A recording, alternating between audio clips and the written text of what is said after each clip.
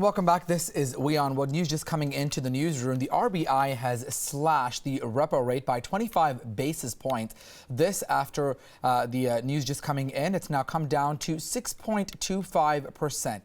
Now, more info about this story, which is just coming in. The RBI credit policy says about the panel impact will play out for over 2 years. Retail inflation could also go up by about 5% by next March. To get more on the story, we're joined by Rishi Shah. He's a consultant with Deloitte. Rishi, thanks so much for joining us. I understand you're an economist, unfortunately not a consultant. Let's talk about this story. This is one of the first decisions by Urjit Patel coming in, one of his first policies. Explain to our viewers what this means and what are some of these impacts by this rate reduction.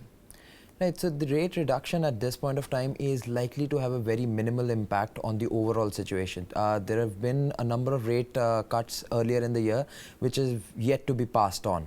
So the banking system, as it is grappling with the NPAs and the other issues right now, the change in regulations that are coming in. So these cuts are likely to take some time to get passed on. Okay. What it does do is, in the immediate term, it sort of benefits the bond market, the borrowing for corporates, because they are able to access the non-bank sources also for getting more funds. So it benefits them immediately. Overall, this does signal that interest rates are on a downtrend. So over the next 6 to 9 months, you will see, even for the retail customers, interest rates will go down. Which is a good thing for people looking to buy, or for even shoppers. The average man can certainly benefit with that. Absolutely. And these rates, as I said, will continue to come down over the next 6 to 9 months. So these cuts that have been done right now and earlier in the year, these will actually continue to play out. The other thing is that they've said that we have an accommodative stance. So that really doesn't rule out any sort of reduction in the future. So as and when they become confident of the global situation, of where inflation is heading, as per its targets that it set itself, they can be further sort of rate cuts. In terms of, let's talk about consumers. How are they going to feel the effects of this going forward? Is it a good time to buy a house? Is it a good time to invest? Is it a good time to go back in the stock market? What are the benefits of this thing with consumers? See, the stock markets, it's sort of, yeah. 1 second. We're getting some more. Rajnath Singh is now speaking. Let's listen to that and then come back to the discussion. दौरे पर आया था और उसके बाद जब मैं जम्मू गया, तो जम्मू में कुछ लद्दाख के लोग मिले थे। सभी का यह आग्रह था कि आपको लद्दाख और कारगिल भी आना चाहिए। उसी क्रम में हमने यह फैसला किया कि हम निश्चित रूप से लद्दाख और कारगिल चलेंगे, क्योंकि गृह मंत्रालय की जिम्मेदारी संभालने के बाद एक बार मैं यहां पर आया था, लेकिन आईटीबीपी के कार्यक्रम के दृष्टि से मैं यहां पर आया था, लेकिन यहां के लोगों के साथ मैं रूबरू नहीं हो पाया था।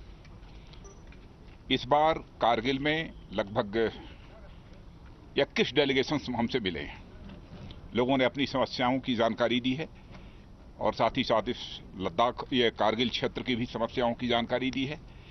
कल लद्दाख में भी बड़ी संख्या में सभी पॉलिटिकल पार्टीज के लोग और सभी सोशल, कल्चरल और रिलीजियस ऑर्गेनाइजेशंस के लोग भी इकट्ठे होकर मिले थे।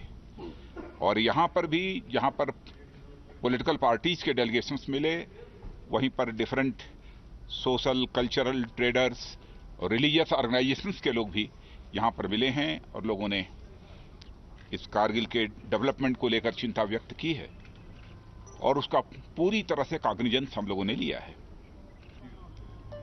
और जाकर संबंधित जिन मंत्रालयों से संबंधित काम है उन मंत्रालयों को हम रिफर करेंगे, आवश्यकता पड़ी तो संबंधित मंत्री से भी बात करेंगे। और जब मैं कारगिल आया था तो स्वाभाविक रूप से मेरी मन में यह इच्छा पैदा हुई कि द्रास जाकर जो हमारे कारगिल वार के शहीद हैं उनको भी मैं अपनी अकीदत पेश करूं। आज मैं अपनी श्रद्धांजलि अर्पित करने के लिए द्रास, जहां वार मेमोरियल है, वहां भी गया था और अपनी श्रद्धांजलि भी अर्पित की है। सर, हमारा एक छोटा सा मुद्दा है, कुछ अभी तक बातचीत हुई है? नहीं, ये हम लोगों की तरफ से पूरा प्रयत्न चल रहा है ताकि उसे हम छुड़ा सकें। आपने बात की कि जब लद्दाख में आप थे कि लद्दाख के लोगों से बात हुई, यूटी की बात कर रहे हैं। जब हम यहाँ लोगों से बात कर रहे हैं, कारगिल के लोग कहते हैं कि हम जम्मू और कश्मीर को डिवाइड नहीं करना चाहते हैं, तो यूटी से यहाँ के लोग सेटिस्फाइड नहीं। वहाँ के लोगों की भी बात सुन ली है, यहाँ के लोगों की भी बात सुन ली है। और वैसे हमारी सरकार की कोशिश ये होती है कि यदि कोई भी फैसला करना है तो वह कंसेंसस के आधार पर ही फैसला हो तो ज्यादा उचित होगा। प्रयत्न हमारा बराबर यही रहता है। राजनाथ सिंह जी, आप यहाँ हैं, जाहिर है आपकी नजर पूरी देश की सुरक्षा पर है। कल से कांग्रेस और विपक्ष की पार्टियों ने लगातार ये मांग की है कि जो सर्जिकल स्ट्राइक पीओके में हुई है उसको लेकर उस पर सवाल खड़े किए हैं, तो कब तक आप उसका सबूत पेश करेंगे ताकि विपक्ष भी चुप हो जाए? वैसे मैंने किसी पॉलिटिकल पार्टी के स्टेटमेंट को अभी तक पढ़ा नहीं, मैंने दो तीन दिनों में मैंने पढ़ा नहीं, और मैं समझता हूं कि हिंदुस्तान का बच्चा बच्चा अपने सेना के जवानों पर पूरा यकीन रखता है। Thank you very much. और जो कुछ भी अब तक हमारे सेना के जवानों ने किया है उसके प्रति देश की जनता का आदर है, और भविष्य में भी हम सेना के जवानों और सुरक्षा के जवानों के प्रति इस देश का सम्मान रहेगा और उनके प्रति आदर का भाव बना रहेगा। सर, जम्मू कश्मीर को लेकर जिस अंदाज से लगातार सीमा पर तनाव बना है, अंदरूनी तौर पर आतंकी हमले हो रहे हैं, उसको लेकर क्या, और महत्वपूर्ण बात यह भी है आप कल रात भर आईटीबीपी के साथ था, चीन की भी चिंता है, तो इन सभी चीजों को कैसे देख रही है सर गृह मंत्रालय भी और सरकार भी? सर, एक बात ऐड करूंगा इसको, जो स्ट्राइक हुई है, क्या आपको लगता है हमारे देश को ज्यादा अब चौकन्ने रहना पड़ेगा, क्योंकि अपोजिशन की तरफ से हो सकता है उसके लिए जैसे घुसपैठ हो रही है, इन्फिल्ट्रेशन हो रही है या बाकी एक्टिविटीज हो रही है, जवाब देने की? बस इतना ही मैं यकीन दिलाना चाहता हूं देशवासियों को कि इस देश के मान सम्मान पर आंच नहीं आने देंगे और देश का मस्तक किसी भी सूरत में झुकने नहीं देंगे। Thank you very much. Thank you friends, thank you very much.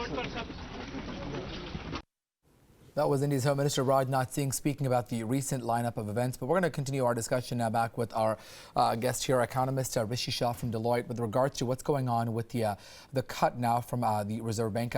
Let's continue that conversation. How does this change impact the average consumer here in India? What are some of the implications that they may see with this rate change?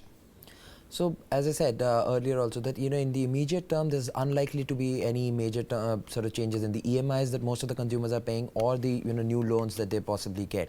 But over the next 6 to 9 months, they will definitely see some reduction in the kind of rates that the banks are offering them for all kinds of loans. So be it housing loans, be it car loans, smaller, bigger loans, whatever the ticket size may be, you will see some reduction in there because banks' own cost of funding will go down. Now, the RBI has consistently done two things. They're infusing more liquidity in the system, which means that the cost of funding for banks becomes lower, and the repo rate cuts are also getting transmitted through. So both of these effects, and because of the fact that we have this marginal cost lending regime now going on, as soon as there's a reduction in the cost of banks for their own funds, they have to pass it on.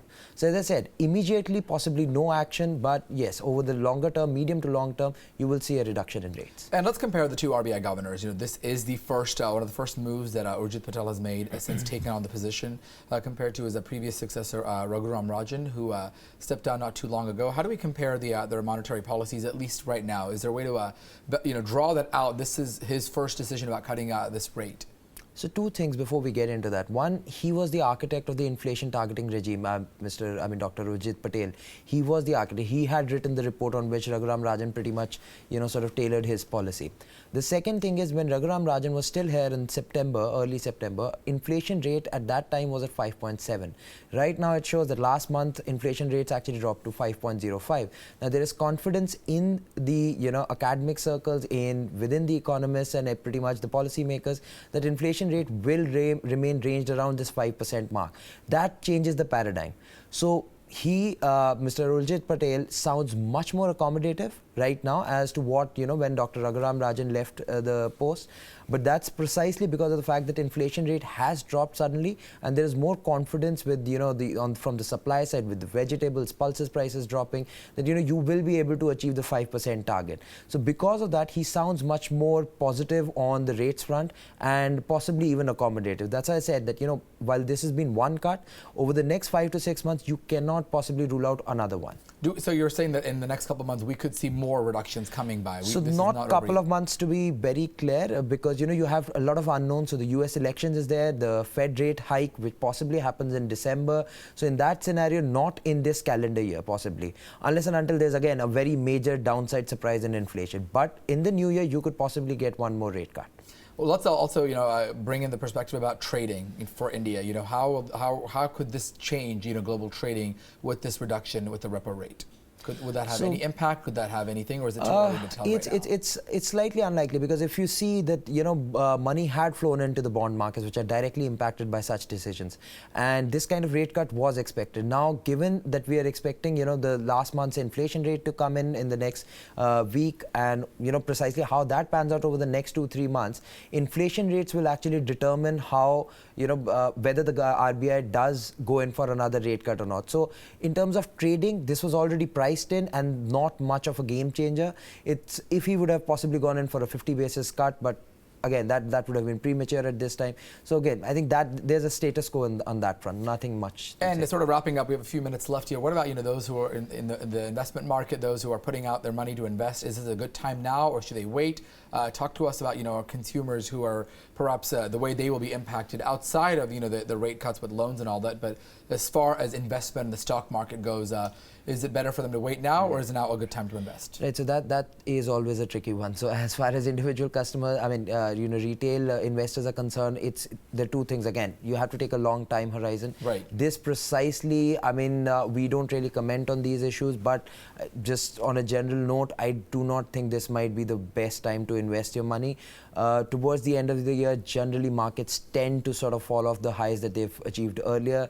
And as I said, the US election is a big sort of black box. Yes, and what the Fed does, because as soon as there are the market is pricing in a Fed rate hike by December. Right. If that actually does happen, you'll see a lot of money flow out of the bond markets, equity markets towards the US. If that indeed happens, you will see that some kind of impact will be felt on the markets in India also. So that possibly can be a good opportunity to get in, but right now I would just say be cautious. All right, thank you so much, Mr. Rishi Shah, providing us that perspective. We appreciate it, and that does it for our bulletin for right now as well. We're going to have to take a quick short break. Of course, much more stories on the other side, but we're calling it for a close right now. I'm Archit Seshadri. Thanks for watching WION.